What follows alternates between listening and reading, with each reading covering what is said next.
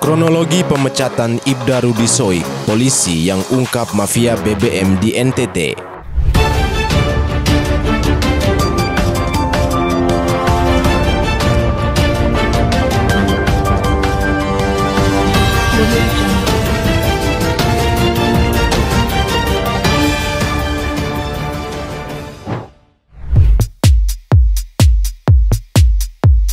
Kelompok yang menamakan diri Aliansi Warga NKRI Tuntut Reformasi Polri mengungkapkan kronologi pemberhentian tak terhormat Inspektur Polisi 2 Ibda Rudi Soik yang dilakukan oleh Polda Nusa Tenggara Timur.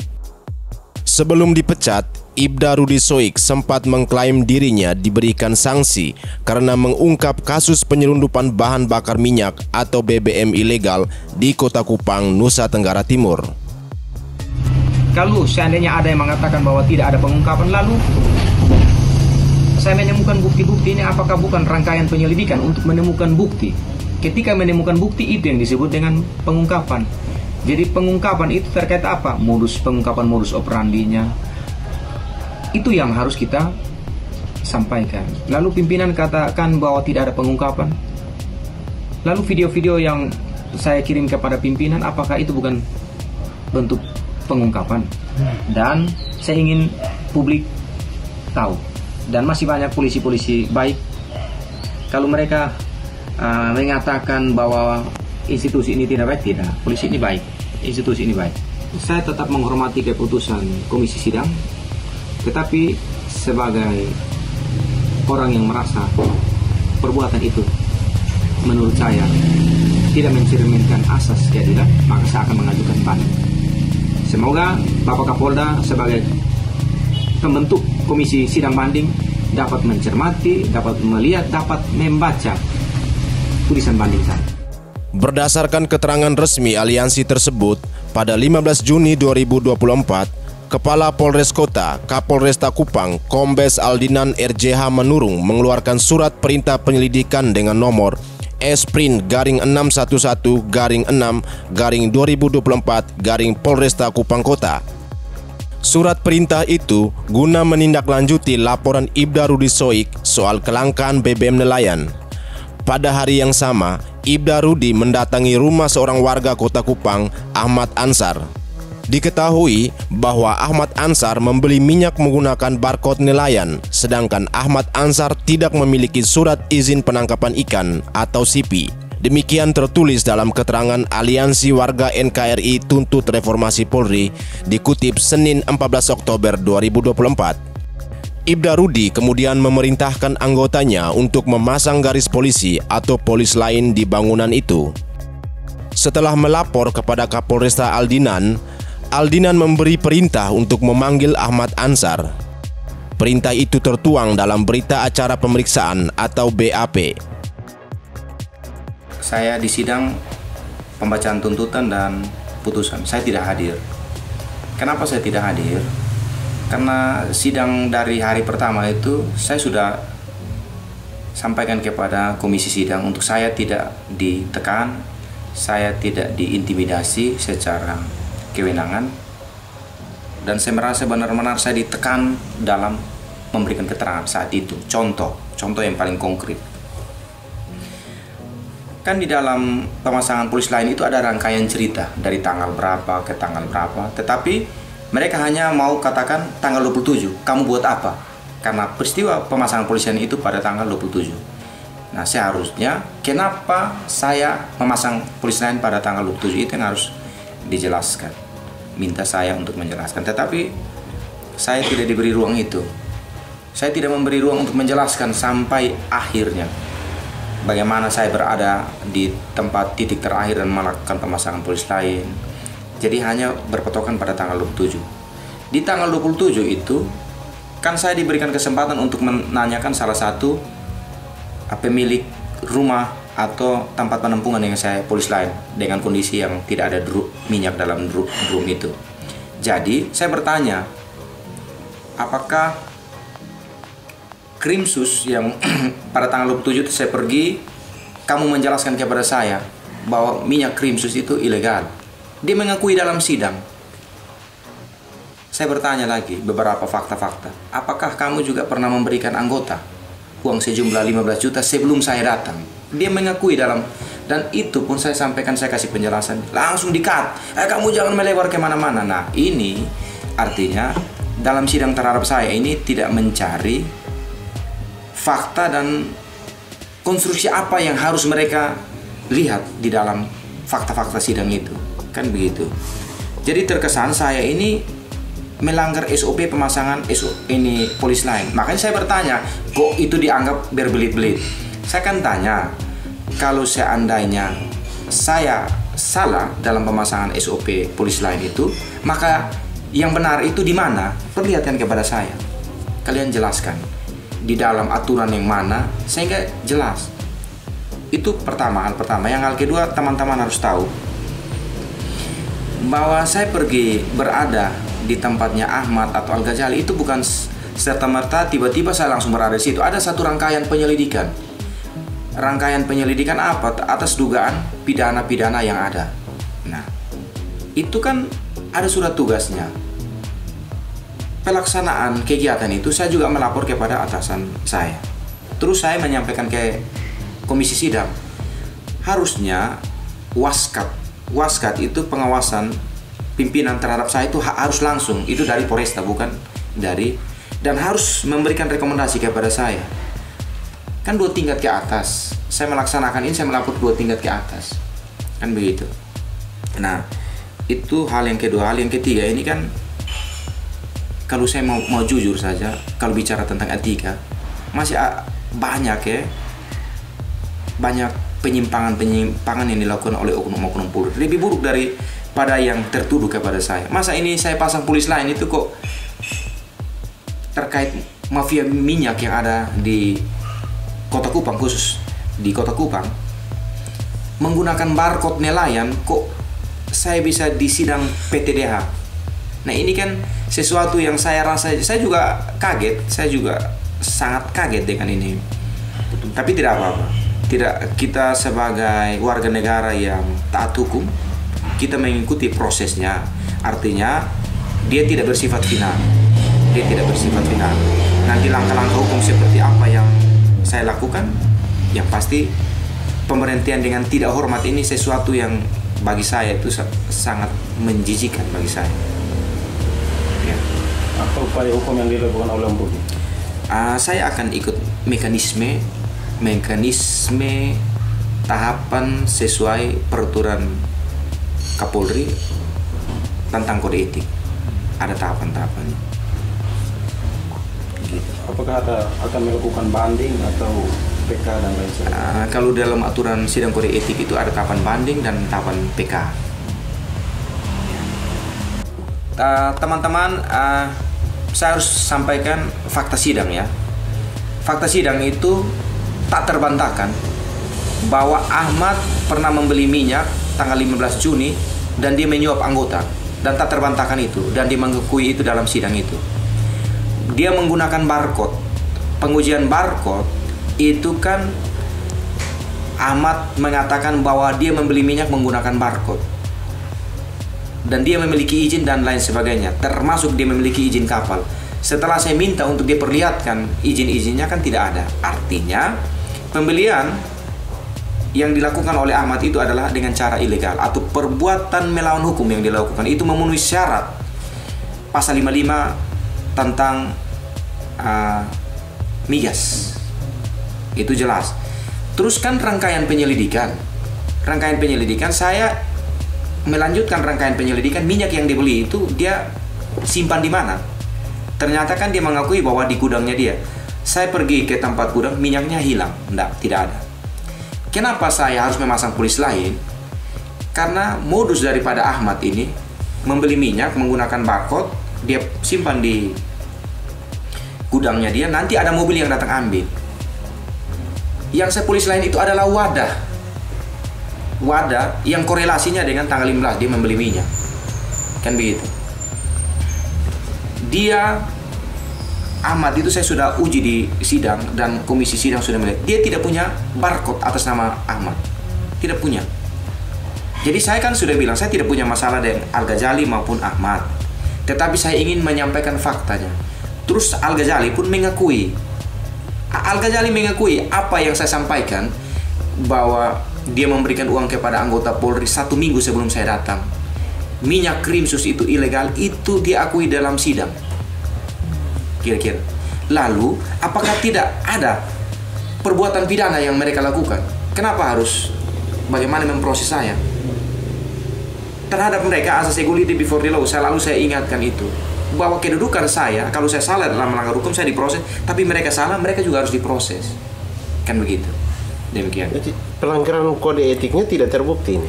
Pelanggaran kode etik terhadap saya itu, kan itu propam PTDH saya, artinya mereka menganggap bahwa itu terbukti. Ya kan? Tapi fakta sidangnya tidak.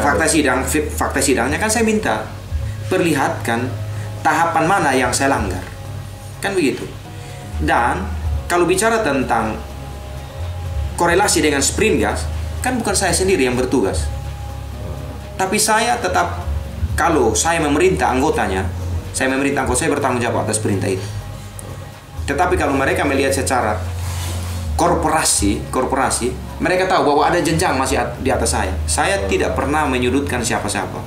Tapi saya ingin memberikan fakta. Kok jadinya saya begitu. Itu yang jadi saya masih bertanya, kenapa harus saya?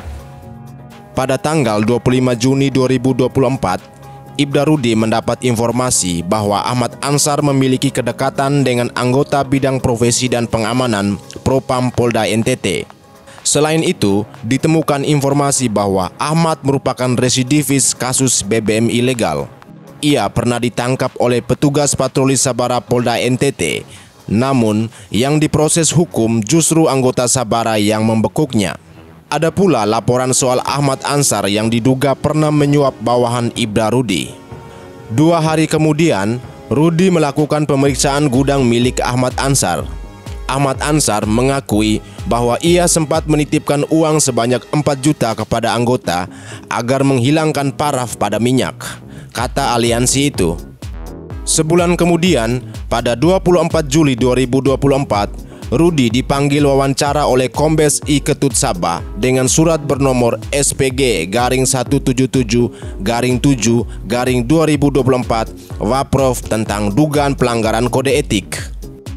28 Agustus 2024, keluar surat dari Polda NTT yang menyatakan Ibda Rudi Soik dinyatakan melanggar kode etik Polri nomor PUT-8/2024/KKEP, tulis Aliansi Warga NKRI Tuntut Reformasi Polri dalam keterangan itu. Rudi kemudian didemosi keluar dari NTT menuju Papua selama 3 tahun. Terhadap putusan ini, Rudi mengajukan banding. Pada hari Kamis 10 Oktober 2024, Ibda Rudi Soik dipanggil untuk mengikuti sidang Komisi Kode Etik Profesi Polri (KKEP). Dalam sidang pada 11 Oktober, ia dituntut melanggar kode etik berupa pemasangan garis polisi yang tidak sesuai prosedur. Dalam sidang itu pula, Ibda Rudi dinyatakan diberhentikan dengan tidak hormat oleh Polda NTT. Pemecatan terhadap Ibda Rudi Soik ini berdasarkan putusan sidang KKEP nomor PUT-38/10/2024. Ibda Rudi Soik dinyatakan melanggar berbagai ketentuan hukum, termasuk Peraturan Pemerintah Nomor 1 Tahun 2003 tentang pemberhentian anggota Polri dan Peraturan Polisi Perpol Nomor 7 Tahun 2022 tentang Kode Etik Profesi Polri.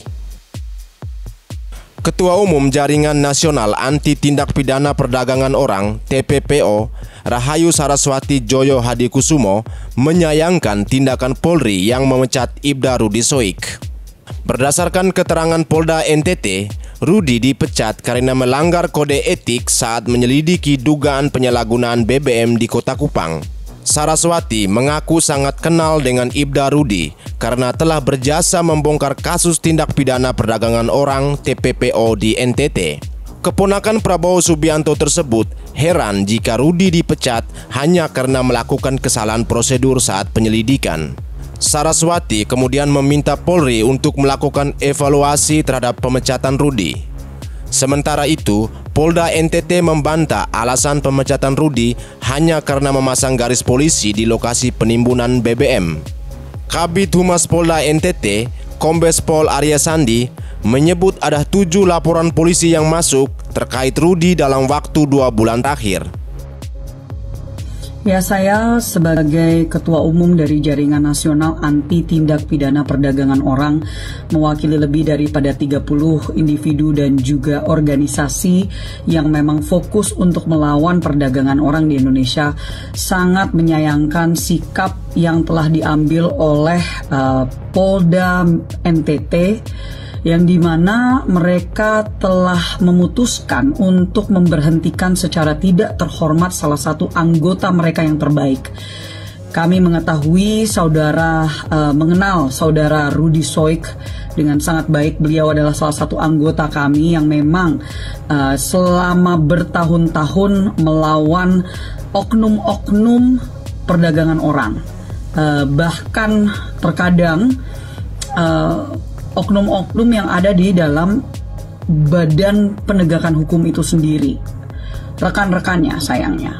Dan dalam hal ini beliau sedang dituduh untuk melakukan sesuatu yang sebenarnya sangat ringan administratif, ya, melakukan bukan pelanggaran hukum dalam hal ini, tetapi diputuskan dengan secara sepihak oleh Polda NTT, di mana beliau diberhentikan secara tidak terhormat. Kami, bagian dari Jaringan Nasional Anti TPPO, sangat menyayangkan sikap ini, mengetahui bahwa tentunya mengingat bahwa beliau pada saat dituduhkan melakukan sesuatu yang bertolak belakang dengan keputusan mereka, sebenarnya memiliki surat perintah yang waktu itu memang beliau lakukan untuk mencoba mencari tahu oknum-oknum atau sindikat dari mafia BBM kali ini, bukan TPPO tetapi BBM yang terjadi di NTT, yang sangat merugikan masyarakat, terutama para nelayan